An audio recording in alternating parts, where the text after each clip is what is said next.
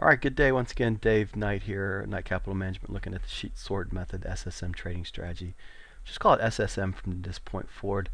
Video 2, we're looking at August 11th, 2010. It's actually the 10-year note auction. Now, from last video, we figured out that Tuesday, this is actually, should say 2:15, right?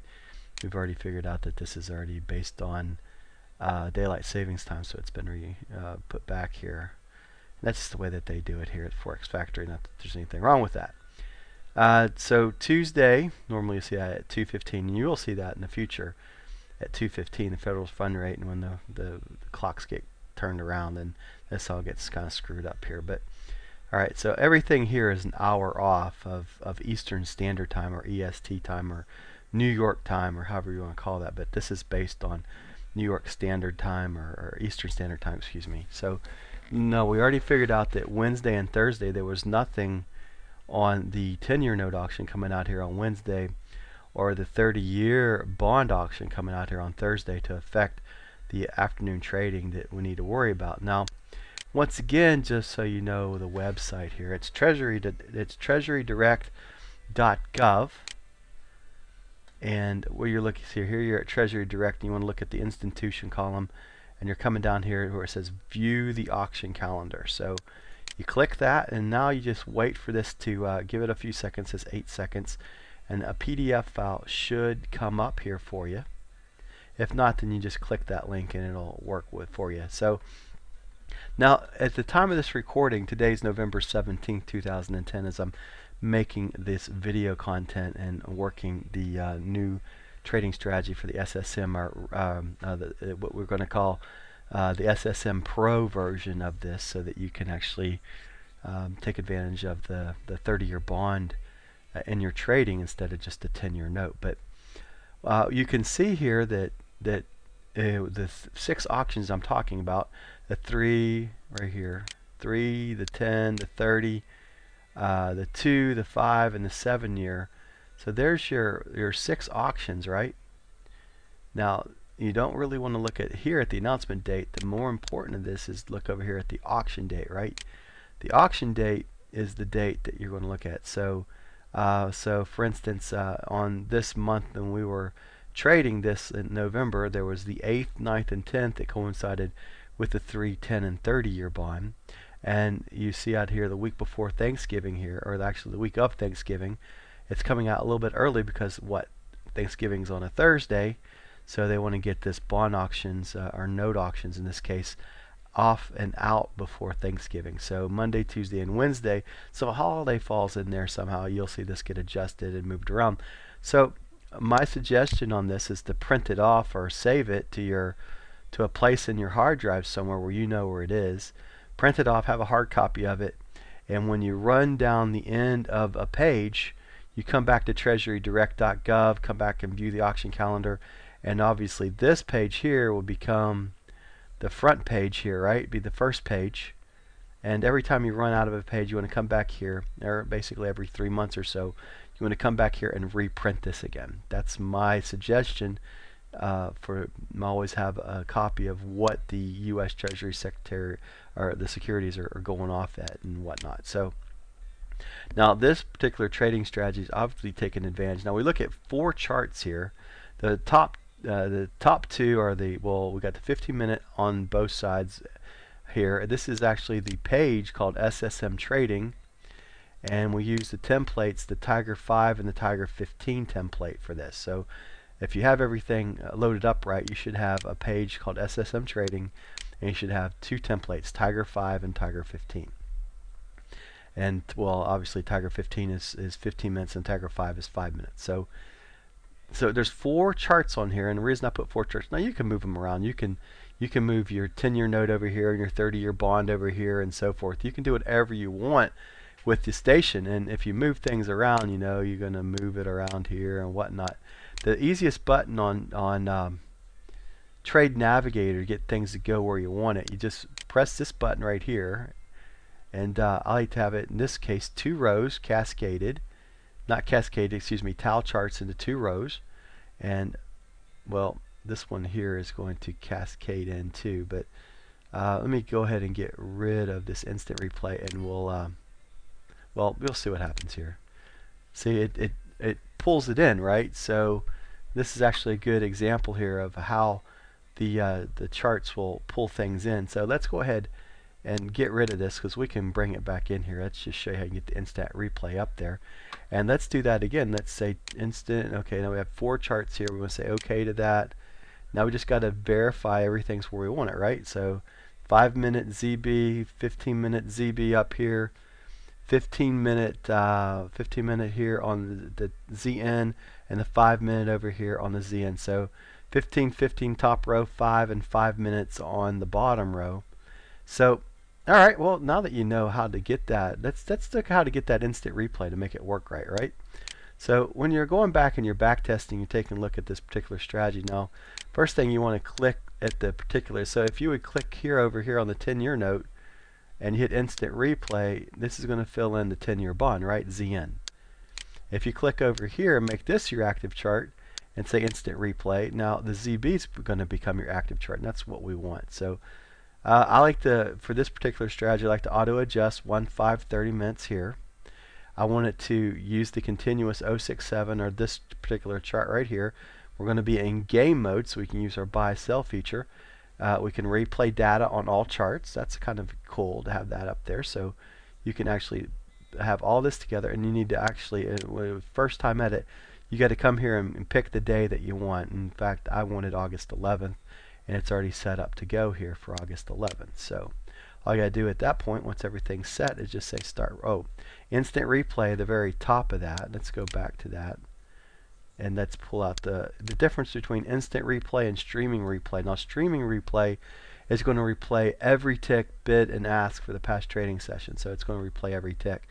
A quick way of getting through it, a lot of data quickly, is the instant replay. So I like looking at the instant replay. Other people, you might enjoy the streaming replay function, but if you use the streaming replay, the buy sell feature doesn't work like the instant replay game mode. So anyway, so here we are, and we're going to actually just look at the 15-minute chart, because that's the chart we're going to be trading off of. And what I want to do is go ahead and fast forward to the 1250 mark, and see, I'm just pressing this button to go 15 minutes fast. Just pulls it 15 minutes out. Boom, boom, boom, I'm here. Alright, so here I am, and what I need to do is actually see the open of the next bar, right? And actually what I need to actually see is the 15 minutes here. So I need to see the 15 minutes on this particular strategy to see where we would have an entry signal at, right? So let's go ahead and move forward 15 minutes. Now we push this button now, right? 58, 1, 2. Alright. So here we are. We're at the open here. Now, let's take a look and see what everything is showing us right now. Now, according to rules, we got a green bar. Now, a green bar without a blue triangle on top is like this one here. Here's a blue triangle with a green bar. If this would be a signal, we could take this short. So right off the bat, we know we can't go short because the green bar rule is keeping us away from being a short here. So we know we have, we're seeing this bar to this bar. The CCI is descending. We're seeing a good volume here on this particular bar right there, so that's good. But our green bar right here is our open to close here. So our open is this would necessarily be a short signal, and we don't have a signal right now because our close is lower than our open. So we need to actually go forward another 15 minutes here and see what if we have a trade or not.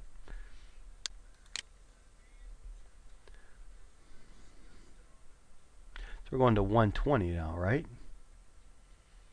Okay, here we are at 120. All right, 120. Let's take a look at the 120 mark. Now, look here. Our green volume is good. See? Right there, we have green bar volume. And we look at our CCI lines. Our CCI lines are above 70, right? So we're right here. Actually, it's the one bar over. It's this next one over. It's already printed out one bar too far. But here's our here's the a bar right there. See, we have the CCI is actually at 80.64. That's higher than 70. And we have green bar volume. So this is a valid signal here. Now our open comes in at 129.13, and we want to go long one tick higher. So we want to buy. We want to make it actually not a market order. We want to make it which one we want to stop at or above. So we want to buy on a stop, and we want to buy at 14. So we want to buy at 14. So we want to go ahead and place that order to buy at 129.14. And so let's go ahead and fast forward and see what happens here. Let's get this. So we got filled. Now our profit target came out here. And according to rules, what we want to do is this particular strategy on the ZB. And we're only going to look at our one target or one contract here on the particular game strategy. So we're looking, excuse me, 06. That didn't work out right. Let me do this right now. Here we go. So now we notice that our profit target, we have 8 ticks for a win, 6 ticks for a loss, and we're looking for $250 on our win and $187.50 on our loss side, or stop loss. So let's go ahead and enter that in, and you can see that it's put that in. And see if we can move this chart over just a little bit. This might help you see it a little bit better here. Let's actually just move it over here. Now you can see the sell, and here's our buy point. We're in at 129, long entry at 129.14, and let's actually move this chart down so we can see the upper average daily range. It's printed above this, so we certainly have room in front of this. See, we're here, and it's still a while away, and our upper target would be about 3 ticks underneath this right here on the 31, so around 28 or so. And we'll just throw a mark out here for now. So we want to come out on anything that we have left around 28, 3 ticks underneath that. So if you had, in this case in the ZB, 3 contracts is our suggested level to go after what we call the rabbit or the runner. So if you have 2 contracts in the ZB, you want to take them both out at your initial profit target. So if you're trading 1, it's $250. If you're trading 2, you're looking at $500. So we've bought obviously 1, and now we're going to see how this all works out. And now we notice the 10th we didn't have a trade, right? Because the FOMC statement came out. So we're just going to run this game and see how we end up. We're actually going to work all the way through November's trades to see where we end up with our game strategy here. All right, so let's go ahead and fast forward and see what happens here.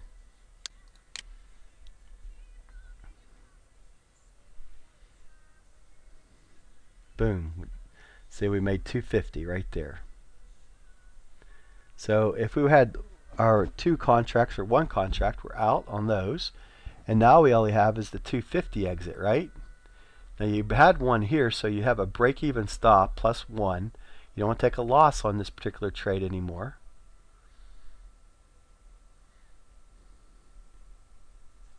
$223.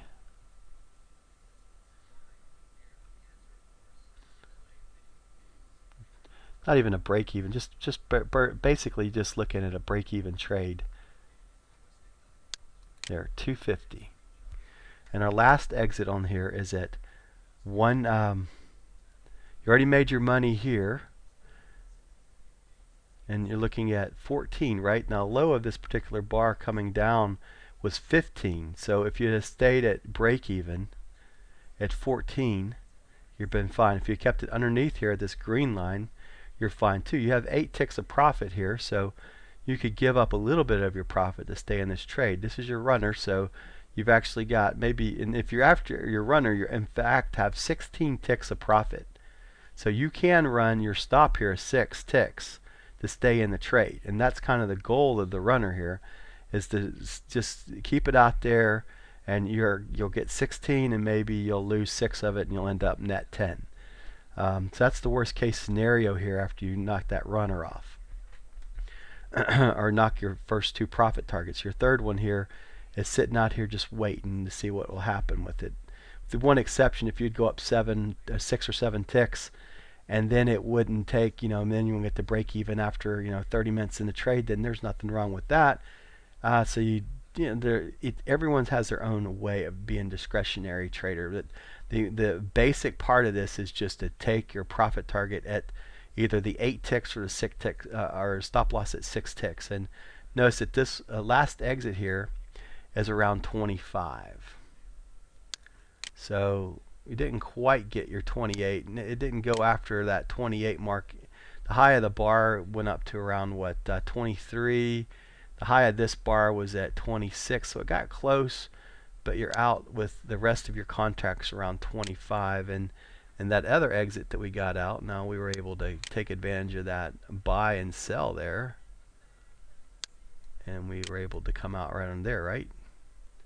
So we're at 14, and then plus 8 ticks is at 22. So 500 or 250 per contract, and you had another 3 here. So in actuality, this works out to be 11, right? 11 times 31 and a quarter. We're not going to worry so much about the runner here, other than just to show you the exit point. But if you were trading 3 contracts on this particular trade today, on this, or a series of 3, so you had 2 at 250, that's 500 plus another $343.75. This is a net on 3 contracts of 843.75. Now if you had a series of like 18 contracts at this, which that's a pretty good amount to be going at. Just say you had 18, that's 6 series, so it's 18 divided by 3 gets you 6. Now 6 times 843.75 is 5,062. Just write that down. Is 5,000. So for a little bit of your time, when you have the account size to be able to handle this trading strategy, you can see that this particular trading strategy just by itself can be an extremely powerful trading strategy just by itself. Now this is based on 18 contracts here, but with just 9 contracts, that would be what, divided by that number by 2, it'd be 2,531 and a quarter, and that's quite doable. 9 contracts, and with $2,500 by each contract, you'd have an account size balance around 22.5, somewhere around around 25,000. You could feasibly, once you get experience, be running with 9 contracts. Now obviously that's not for everyone. We recommend 5,000 per contract in the ZB. So if you're recommended 5,000, you're just starting, then you need to have 45,000 in your account to go after 9 contracts. So just so you understand that, but you can build up to that level. And so that is today's trade here on this particular trading strategy. Our next video we'll handle the last of this series. Here was the 3-year, 10-year, and on this particular day, the 12th, is when the 30-year bond comes out. We'll see you on the next video.